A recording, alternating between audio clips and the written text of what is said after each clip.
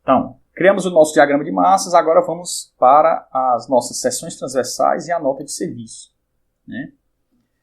Como eu disse, eu esqueci de avisar, eu estou trabalhando dentro de um pacote que eu chamei Country Kit Brasil, uma parceria que a Autodesk começou a fazer com algumas instituições de alguns países para criar um pacote de relatórios e de documentação de acordo com as normativas daquele país e traduzidas para aquele país. Tá?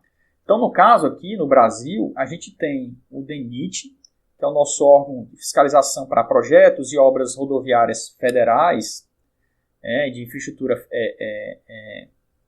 de transportes federal, e a gente tem alguns departamentos estaduais de infraestrutura e de rodovias. Então, a Autodesk começou a fazer essa parceria e algumas empresas começaram a fazer alguns modelos, alguns padrões de relatórios e de documentos específicos para esses órgãos. Então, no pacote que a gente tem do Brasil, que vocês podem baixar também no site da Autodesk e instalar no programa de vocês, a gente já tem alguns desses relatórios traduzidos. Então, esse quadro de incubação que eu mostrei para vocês já está nessa tradução. A nota de serviço que a gente vai gerar também. Tá? Então, sugiro também que vocês instalem esse Country Kit. Se vocês deram uma rápida procurada no Google, colocarem Country Kit Brasil, vocês encontram Brasil com Z, vocês vão encontrar o link diretamente do site da Autodesk. E lá tem a instrução da instalação também. Bom, para gerar a nota de serviço, a gente vai aqui na aba Home e a gente vai gerar aqui uma vista de seção, Section View. No caso, eu vou criar aqui múltiplas vistas, múltiplas seções, mas eu não vou criar de todas do meu desenho, porque demoraria um pouco, ficaria um pouquinho pesado. Então, eu vou escolher um grupo aqui de umas 20 seções, deixa eu ver, da estaca, desse trecho aqui que tem corte AT, da estaca 100, pronto, até a 130, pronto, da 100 a 130, 30 estacas, né? Então, eu vou aqui em Section View, Create Multiple Views, e a gente vai criar do alinhamento e do grupo de seções que a gente criou, né? O grupo dessas linhas, dessas sample lines, dessas amostras. A gente vai criar não de todas as seções, né? Station Range, automático, não vou botar da estaca 0 até a estaca, a metragem 5.000, né? Eu vou fazer da 100 até a 130. Então, 100 em metros equivaleria a 100 metros em estaca 100 em metros, eu multiplico por 20, né? Então, 100 vezes 20, 2.000. 130 vezes 20 dá 2.600. Então, vou fazer da metragem 2.000 até a 2.600. Também não vou editar aqui esse estilo, já está pré-configurado, mas vocês podem vir aqui no lápis, como eu disse, editem, né? Fuçem. Eu sempre sugiro aos alunos, pode fuçar o programa, vai mexendo, vai tentando, vai testando, mexe, vê o que é que dá, que é dessa forma que a gente aprende a utilizar a ferramenta.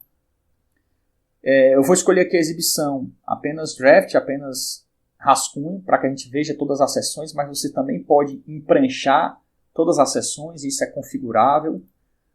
Né? Já tem um estilo aqui de plotagem que você pode também configurar, esse empranchamento, né? Essa distância entre as seções. Não vou deixar no automático a variação da largura, né? Que lembra que a gente escolheu 25 metros para cada lado. A variação da altura também eu vou deixar configurada automaticamente.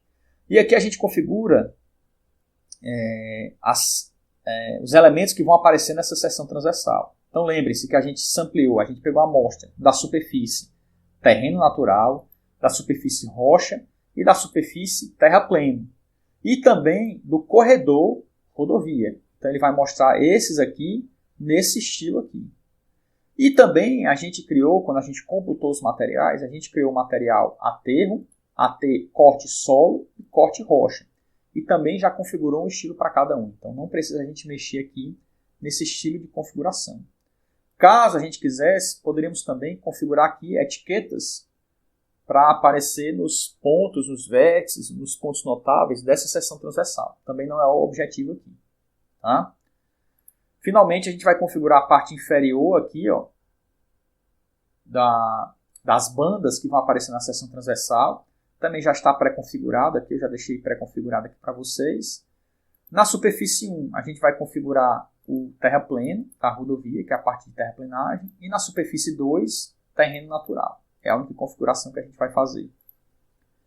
E, por fim, se a gente quisesse que cada seção ficasse acompanhada aqui do seu quadro de curvação, a gente poderia, né, com as áreas de corte de aterro dessa seção. No caso, eu vou deixar sem nada, eu não vou inserir essa tabela.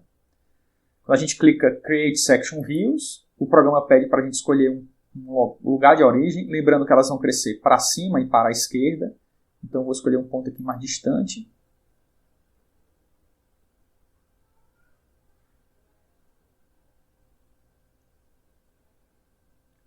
Aqui.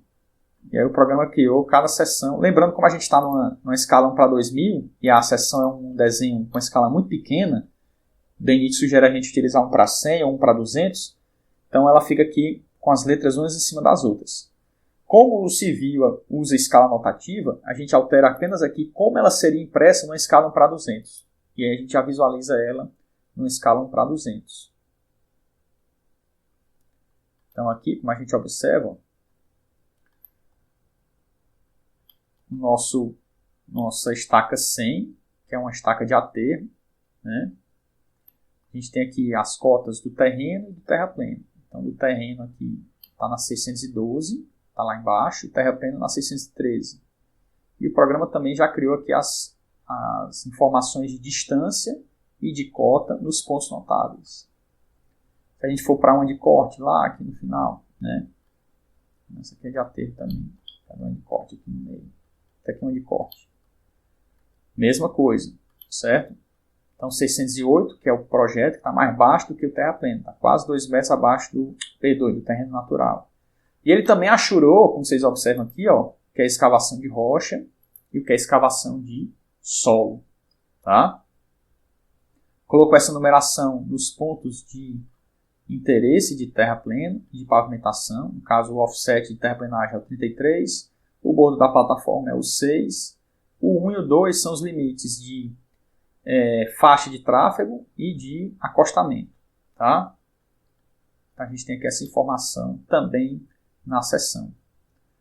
Como eu disse, pessoal, a vantagem de uso do Civil 3D é que é uma ferramenta bem dinâmica.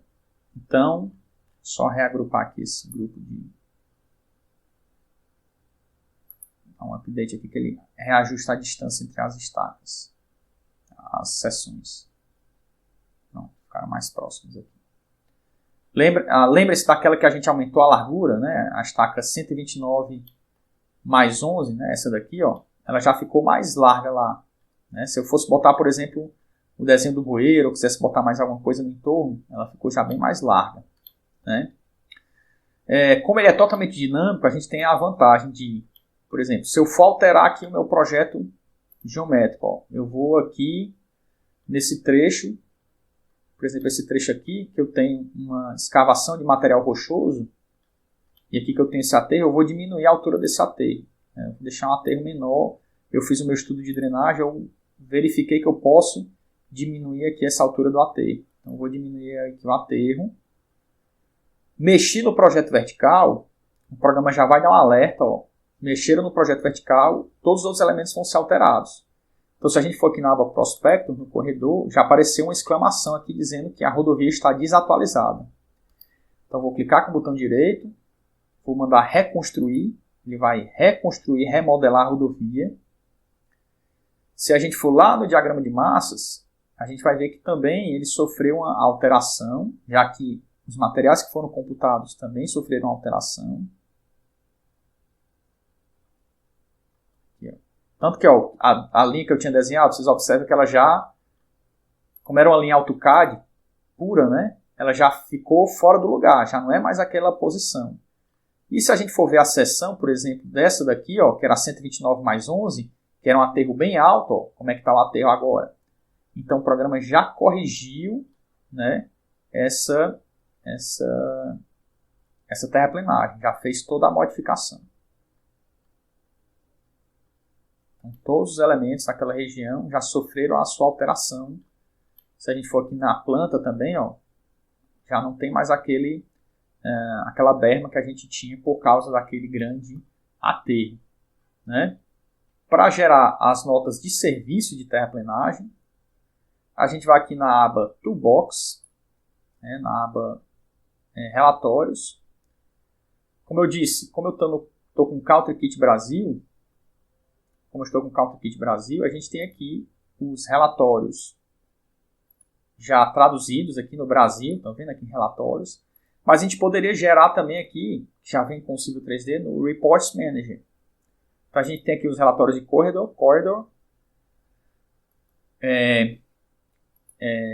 Section Points Report, a gente geraria o relatório dos pontos das seções transversal, e o Slope Stake Report, que também geraria com as declividades transversais. Seria algo semelhante ao que a gente tem nas notas de serviço, que a gente está acostumado a ver nos nossos serviços de terraplenagem. Mas aqui no CounterKit Brasil, a gente já tem a elaboração das notas de serviço, já no padrão que a gente é acostumado a ver, tradicionalmente com cota do projeto, cota do terreno natural, cota vermelha e as distâncias e elevação dos bordos da plataforma de terraplenagem e do offset de terraplenagem. Então, se a gente for aqui em nota de serviço, clicar com o botão direito e mandar executar, o programa já pergunta aqui de qual corredor, de qual alinhamento, qual é o grupo de seções que você quer fazer e qual é o link que você quer utilizar para gerar a nota de serviço. No caso, os links que eu vou utilizar estão relacionados à terraplenagem. Então, datum. Seleciona datum, aperta em mais para ele acrescentar essa informação e em seguida é só criar o relatório.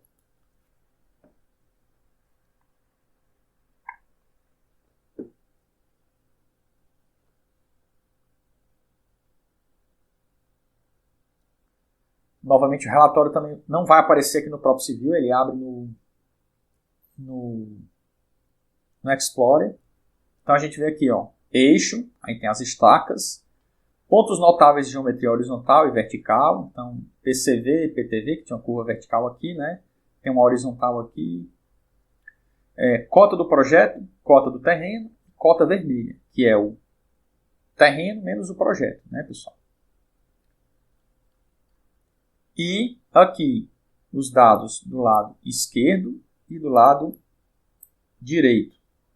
Então, ETW, que seria Edge of Travelway, né, da subbase, que seria o limite da terraplenagem, né, o bordo de terraplenagem, já que está 3,60, a cota e a declividade, menos 2%. E aqui, do acostamento. Então, o acostamento está a 6,892, a cota e a inclinação também do ponto anterior para esse, né? E, por fim, o daylight, que é o offset de terraplenagem. Então, o offset de terraplenagem está a 7 metros do eixo, a cota é essa, e a declividade aqui, que seria o talude, 100%, quer dizer, a declividade está 1 para 1, né? O que é que a gente vai utilizar dessa planilha? Por isso que eu sempre gosto de gerar e depois organizar no Excel, porque às vezes vem com alguma desorganização, como aqui as bermas. Aqui estão certas, estão antes do offset. Mas já do lado esquerdo não, as bermas aqui estão depois do offset, do daylight. Então a gente teria que trazer essas primeiras colunas para antes dessa daqui, do daylight, né?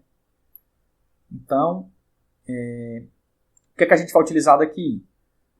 Edge of Travelway, que seria o bordo da via, da faixa de tráfego, né, está a 3,60, não é o que a gente vai utilizar. A gente vai utilizar essa daqui, ó. Daylight Sub, que seria essa distância aqui, menos 6,892, que é o bordo da plataforma, e a cota do bordo da plataforma.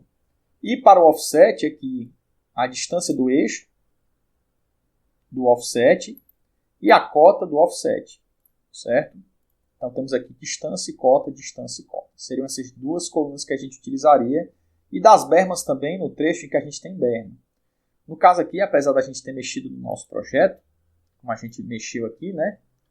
E até acabou com as bermas nesse aterro, a gente teria que novamente, além de remodelar o corredor, a gente teria que ter aqui, ó, cadê? Compute Materials, a gente teria que recomputar os materiais. E aí ele alteraria, então, corrigiria aqui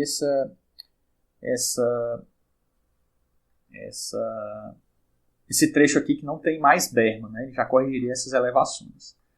Então tenham cuidado só quando forem alterar algum elemento no projeto de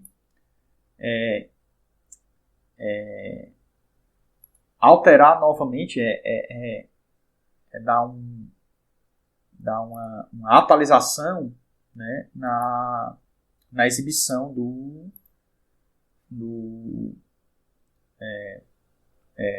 dos objetos do projeto, certo?